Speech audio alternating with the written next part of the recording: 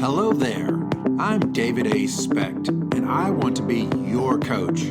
If there's anything that I have learned in my 30 plus years of leadership and coaching, I have learned that mindset is everything. Join me and my guests as we explore the positives and negatives of that thing between our ears.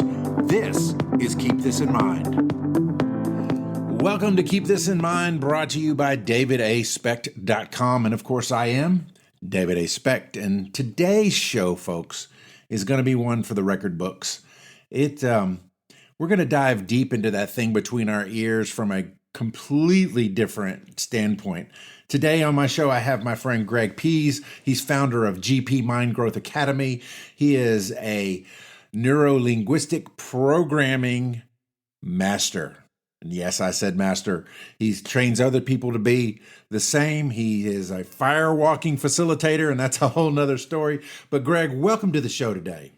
I'm excited. I'm doing great. I'm excited to be here, and I love what you're sharing. I love this platform because there was a chapter. Okay, it was a couple of chapters, but there was a long period in my life where I didn't know or believe that it was possible what we can do with our mind, how we're controlling our reality. And so I'm really excited and appreciative that you have this platform that people can just hop on, can just listen to some of this esoteric information and really maybe just have the realization or take their journey, a step further. So I'm excited to be here and share with everyone. Fantastic. So Greg, I want you to kind of, I can't say, well, can we break down NLP? Because that's a lifelong learning thing, right? You go through an entire process. But when were you exposed to this concept, and how have you applied it in your life? And what were the results of that? And that could probably take up our entire time if I'm not careful, but kind of break us down to the origin story of NLP in your life. Yeah, absolutely. I get it. We got to bring this into, you nailed it. It's a lifelong journey. And then how do we bring this into bite-sized pieces for the listeners to kind of just grab on and like, oh, NLP, that's what it is. For myself, the inception of NLP was eavesdropping. I was at I think I was at an Einstein's Bagel. I'm pretty sure. I don't remember specifically. That's what I believe. And I overheard two people having a conversation, and I don't remember their exact words. I wasn't actually eavesdropping on them prior to my attention kind of being grabbed. It was a gentleman and a lady, and the gentleman asked the lady a question, and the way he worded the question was very unique. So unique, it commanded my attention. And she had her own mini breakthrough in that moment. What was his exact question? It was so unique. Like, it literally was like, what did he just say? Like, I don't even remember it. It was just very unique. She had her own little aha. And then she said, asked him in her own words, how did you know to ask, or how did you form that? Or how did you, how do we get there? And he said, oh, I'm an NLP trainer. And I had no clue, never heard of it myself at the time. And she says, oh, wow. She said, that stuff's really powerful. She said, so can you certify other people? He said, yeah, I certify other people. That's the end of it. That's inception of NLP for me. I went home and I was like, what's this powerful thing? I heard something in the background with these words. So I went on to researching it and found the company that I felt credible to work with. I still knew nothing about it. No one talked to me about it. No two-way conversation has taken place, but I really felt called to this. I can't explain logically why it would make sense to do it, because logically, I don't know that it makes sense. It was the most money I had ever spent on myself. I was going to Orlando for 9 days for this first training, and it's completely in a different direction than where life was kind of heading. But again, I really felt called to this. I went through that first training, that 9 days, and I had my own breakthroughs, ahas. But at the same time, in 9 days, let's be real with everyone. Let's be raw. Like, I definitely am on a new track in life after 9 days. Like, I'm seeing things a little bit differently. But myself, I'm like questioning, like, is this real? After 9, I'm like, is this real? Like, I'm kind of like, to say kind of, like, they definitely, we had conversations that I can't look at my past the same no more, just based on questions that I was asked. and realizations that I never consciously held. They always existed in the world, but I hadn't consciously held my thoughts in this way before. And now I couldn't unsee what I had now saw.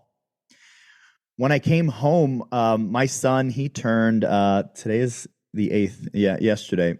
He turned 9 years old yesterday. He was 5 when I had started this journey, and he's slightly on the spectrum, and at the time was fairly nonverbal. And when I got home, I started communicating with my son differently from a place of curiosity. I started to.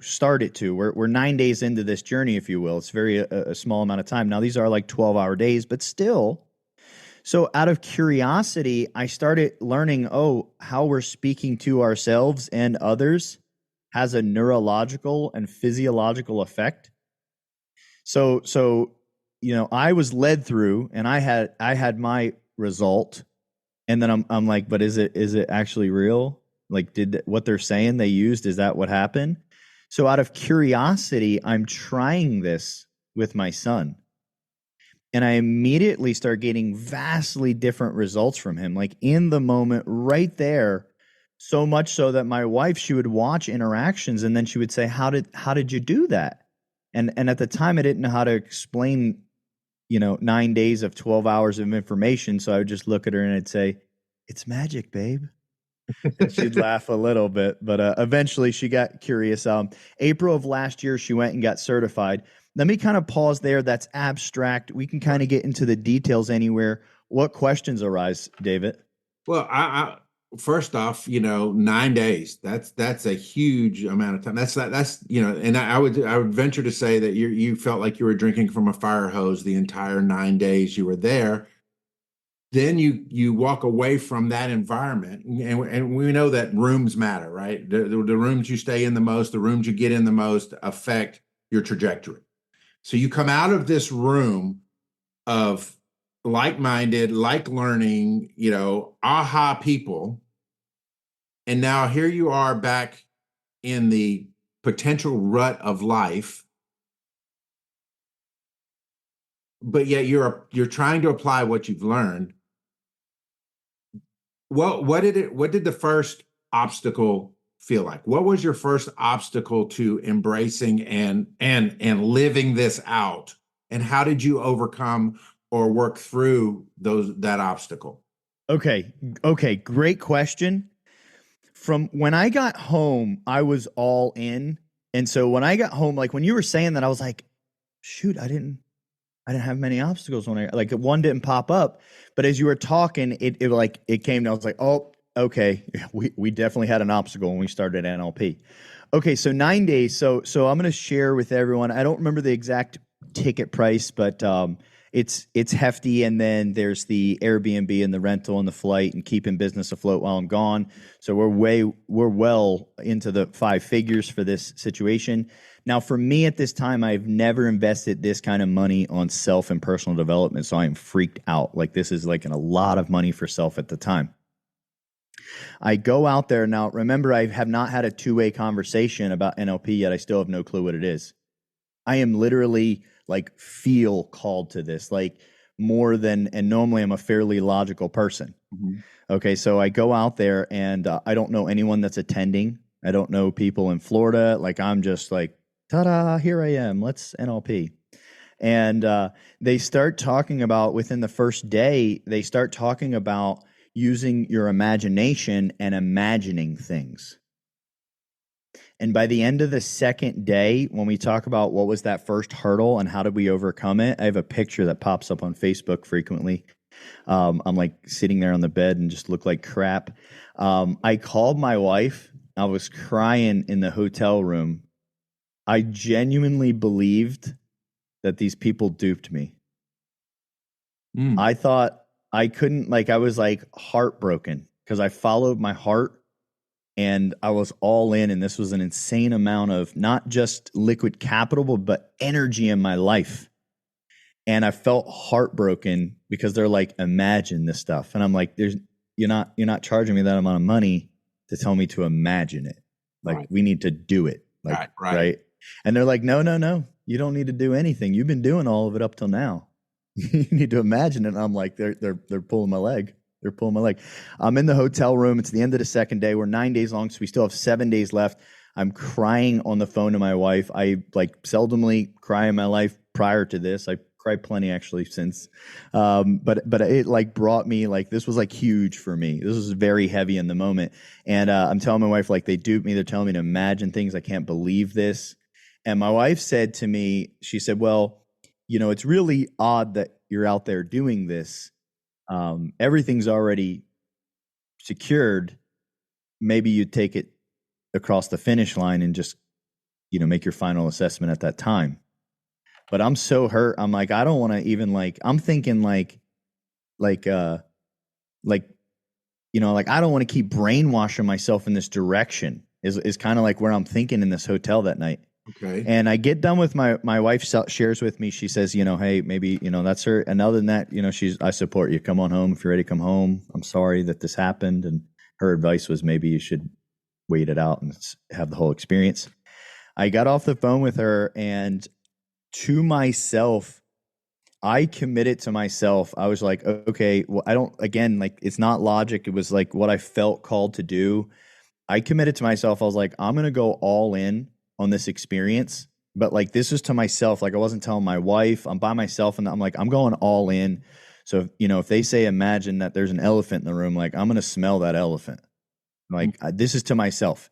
And what I committed to myself was, at the end, if this is bullshit, at the end, like, I'm going to be the biggest whistleblower. Nobody is ever going to have this experience again.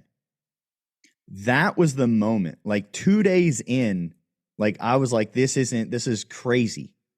I had 7 days left, and it was, how did I get over it? Like, I didn't know. So like, when we talk about faith and belief, like, I did not have fact or evidence that this was going to work. I chose to just ride on faith and believe that this would work, and to actively participate in the journey. At the end of that the next 7 days, at the end of the 9 days, like, I definitely was like, whoa, like, things are a little bit different now. And before I turn this, I want to grab some feedback from you, David, and your thoughts. Before I do, I know people are like, imagination and thoughts. What's he talking about? Well, when we talk about process and trauma, I want to share with everyone all of the trauma. So what happened in my childhood only exists in my memories. That's the only place it exists, my childhood. So for me, Greg, for my trauma, we've had trauma as adult as well. But the heavy stuff for me was childhood. And even as an adult, if it happened yesterday, it only exists in my memories. And if I asked everyone listening to this right now to tell me about yesterday, you can tell me about yesterday, but only after you pause for a second and pull the memories of yesterday into your conscious awareness.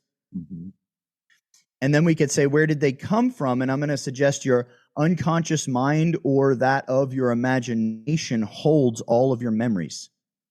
Call it your imagination or call it your unconscious mind. But if we're going to process trauma, we have to go to where the trauma is, and it's not right now consciously with us.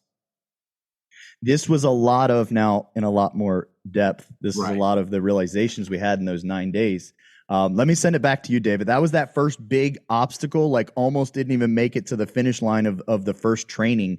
And overcoming it for me was committing with faith that I was going to participate and see what happened. You've mentioned the word faith multiple times, and obviously, you know, we live in the South. It's a you can call it the Bible Belt. You can call it whatever you want.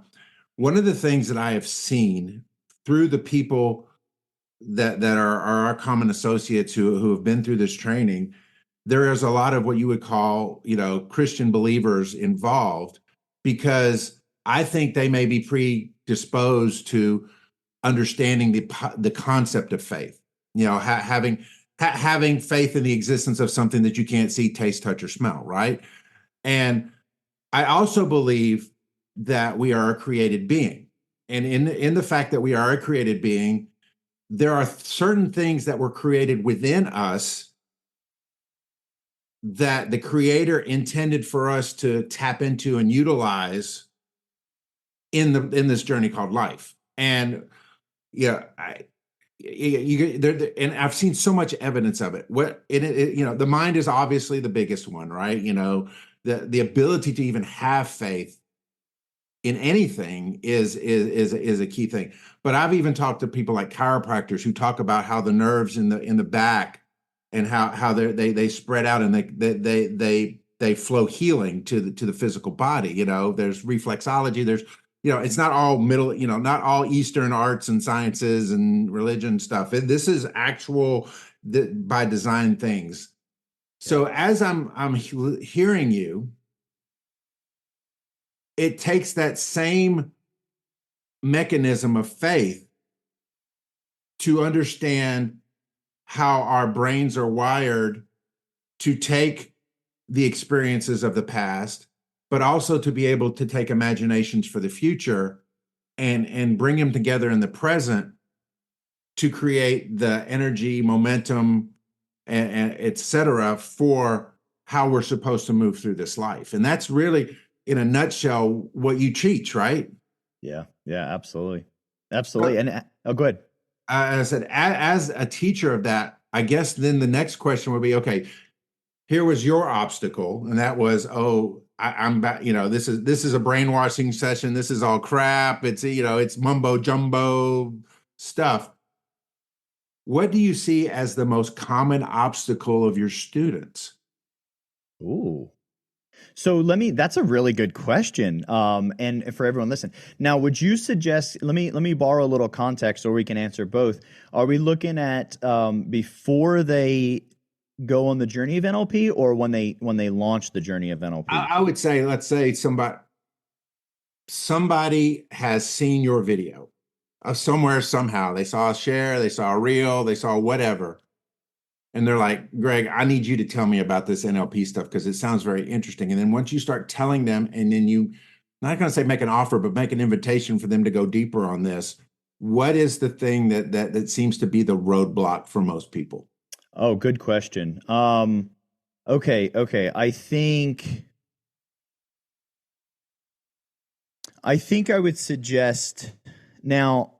I want to start by sharing I love the question because I love watching patterns. Like that's what I'm doing with humans. Like we're watching the patterns and then we can begin to predict and form the future for ourselves and help others as well. It's very important that what would be the biggest hurdle, but perception is projection, is how esoteric the information is. And so what I mean by esoteric, like most of us have heard it for the first time, but oddly enough, NLP is it's esoteric because it's like when you tell someone like all these answers and the algorithms right here, it's like, well, then how am I just hearing about it? Well, no one owns NLP. It's not trademarked or copyright. So most people learn NLP. I'm just kind of pulling the veil back. Sorry, everyone. Most people learn NLP and they go out and white label it and call it their thing. Yeah. So you didn't know you heard NLP, but everything is NLP almost. So it's all, yeah. Okay.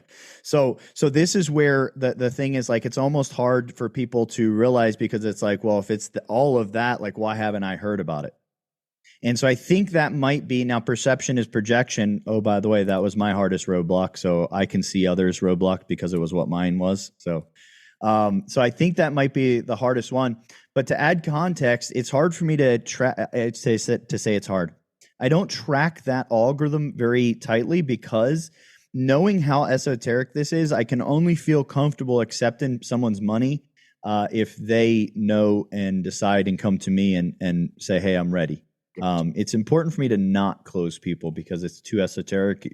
You're only ready for this journey when you're ready for this journey. And it's actually only you that says when you're ready for this journey. Does that help us with a little bit of an answer? Yeah. I think the esotericism, esotericism, is that a word? Don't get me, I'll mess don't up. Get you started. No, but as a, you know, obviously as a concept, yeah, you're right.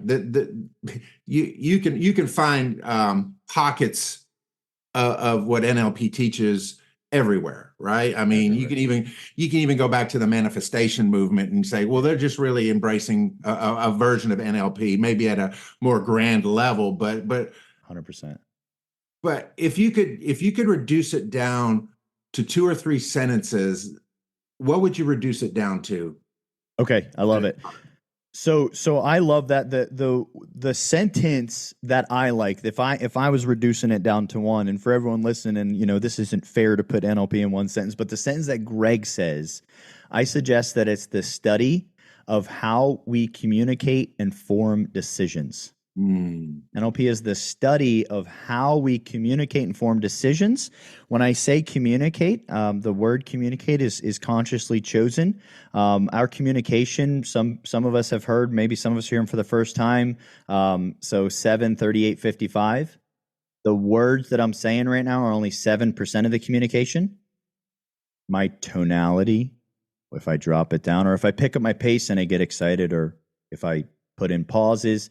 This is 38% of our communication. So literally, over 5 times the amount of communication is taking place because of how I'm saying my words versus which word I pick. And then a whopping 55%, David, we talked about it. We use our hands a lot. Mine been all over the place. A whopping 55% is our body language. Well, what about our body language? And what about our tonality? And what about our words? So this is where it starts to break down the study of communication and then how that has a neurological effect, creating the decisions that we make, causing our reality. That's where I'd put it in a sentence. Study of communication and how we form decisions. Well, and that really kind of, again, I love how you said NLP is not new. And if it's all this thing, why haven't we heard of it before? And it's really because it's rarely been codified as that. But I think about everything you talked about are all little snippets of lessons I've learned my entire life, right? They say, look somebody in the eye when you're talking to them. It's the reason behind that, whether it's ever been identified as that, is the neurological response to the neurological effect that has on somebody. In fact, I learned a trick years ago that a banker taught me. He's like, look, if you have trouble looking people in the eye, look at their ear. They'll never know the difference. Oh, love it. And so it was like, so I knew that I needed to do these things. But really what you're saying is NLP teaches me why I need to do these things and the results of doing those things in my own personal life and in my own personal journey. Absolutely. And even going further, we're going short, but to give just a little bit more so people have an understanding, not just what they are or why we need to do them, but also, not just why we need them, but also what they are. So like when we talk about our tonality, we know it has to do with something about the sound of our voice. Mm-hmm. But our tonality, like in NLP, gets broken down into tone, tempo, pitch, and volume. And then, so what are each one of these things? And then each one of these things get broken down, and then we start learning. So, for example, our tone has to do with how high our voice is. So right now I'm bringing up my voice really, really high, and it doesn't sound that unnatural for me to speak all the way up here. And while I'm speaking, I can start to bring my voice down, and it's happening at a very natural pace. And we're getting down into a very low tonality, and I can speak inside of this tonality, and nothing about this tonality seems odd. And even though I keep talking, you don't really realize when it happens, I'm raising my tonality right now, and there's a neurological effect. This can pull people in because it's kind of inquisitive, like, what is he talking about? But when I drop the tonality down like this pushes people in a state of relaxation because I can trust that this guy knows what he says. So this starts breaking down into, okay, sharing that for the listeners to kind of hear, like when we talk about what is tonality and what do you mean breaking it down and how do we use it? Well, am I trying to draw someone in, or am I trying to share that, hey, I understand this, I got it, you can relax, I'm going to take care of it? Because regardless of the words, I can just use my tone. And inside of tonality, we had tone, tempo, timbre, pitch, and volume. We only went over one thing inside of one compartment of the communication. To give a little bit more of like that preview, like peek through the window, like what does he mean, like when we're learning NLP?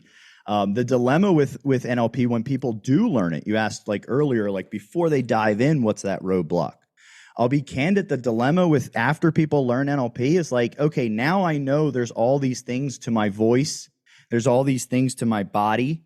There's all these things to which words I choose.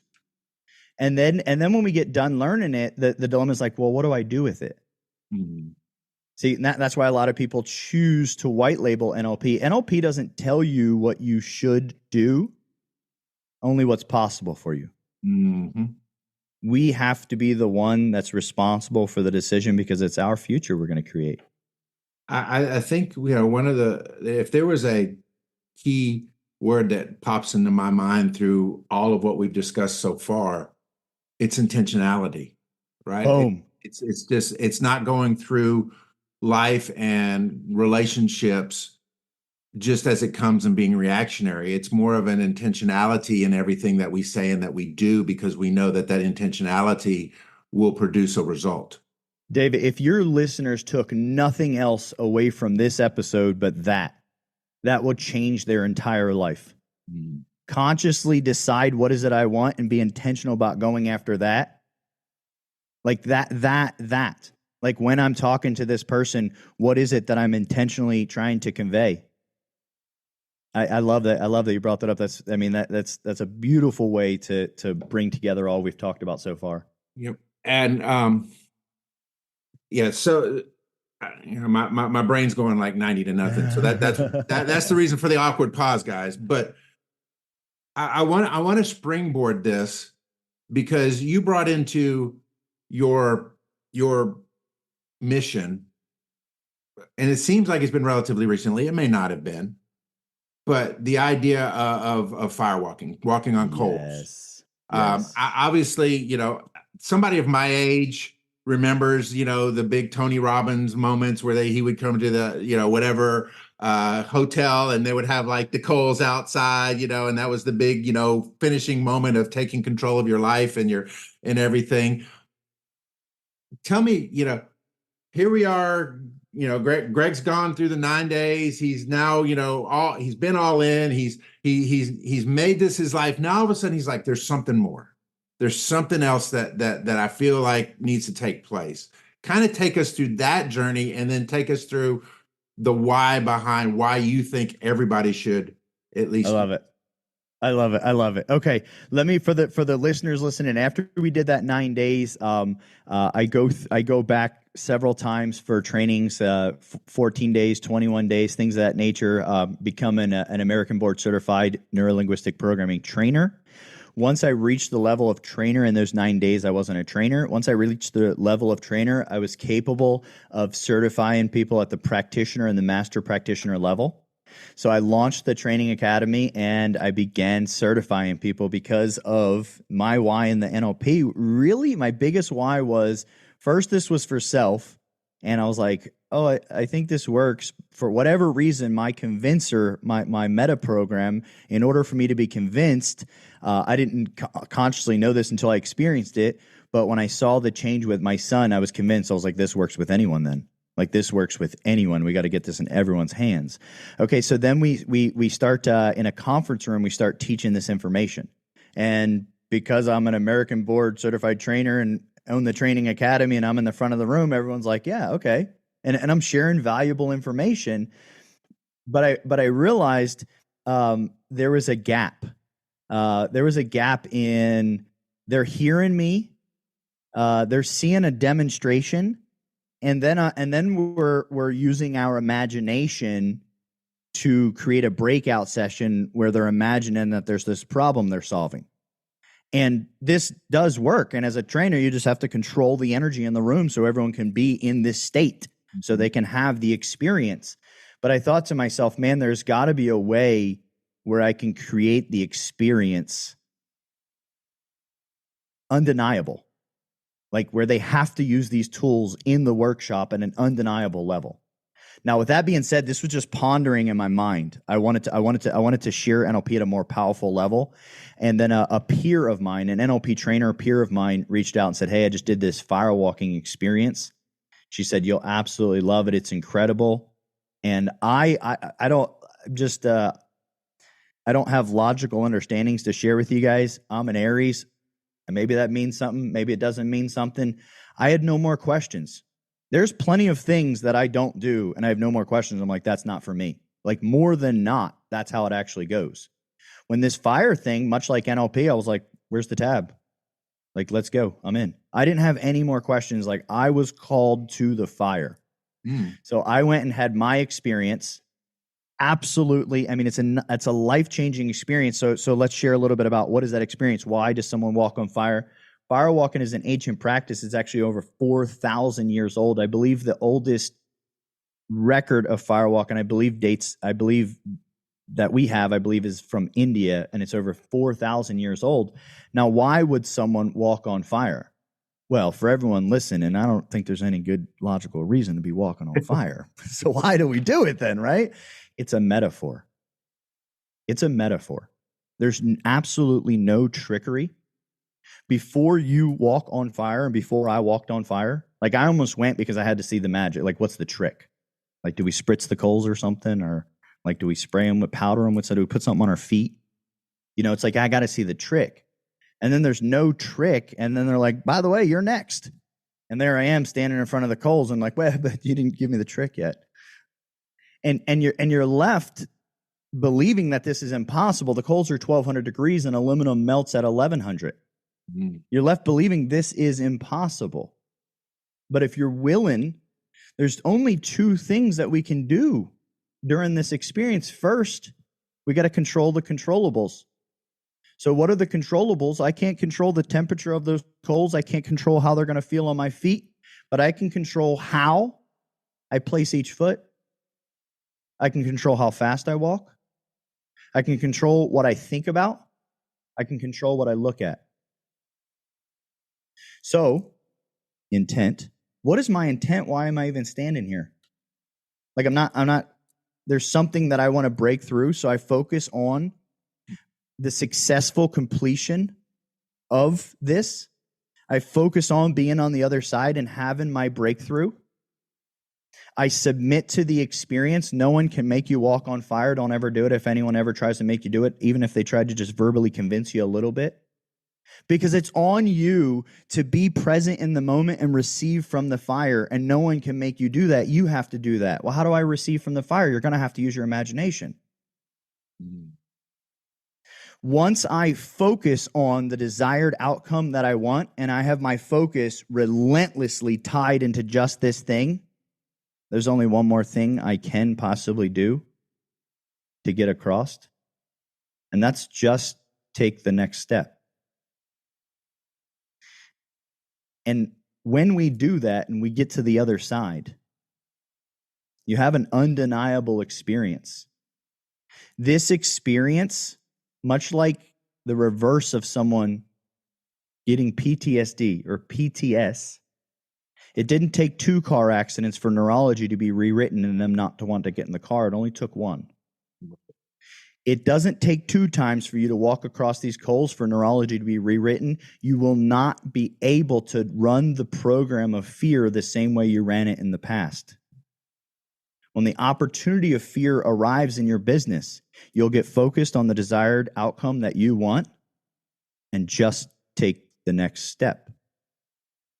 So this is what firewalking was for me. Now, inside of firewalking, I got certified in several other modalities: walking on broken glass, breaking arrows with your throat, breaking bricks, breaking boards. And then for me, I merged these together with the NLP certification. I created a highly immersive experience. So now when I take people through, it's a 5-day retreat. You'll stay there the whole entire time, from time you show up to the time you leave. And now I teach you these tools to say things and imagine certain things, to be in a certain place and have a certain power or understanding. I teach you how to position your body to be in a confident state that is an undeniable experience. And that all sounds cool, but then I give you an opportunity where fear is present. And you're capable of getting in this physical state and saying these words to yourself and realizing right in front of this fear how powerful you are and how powerful you feel.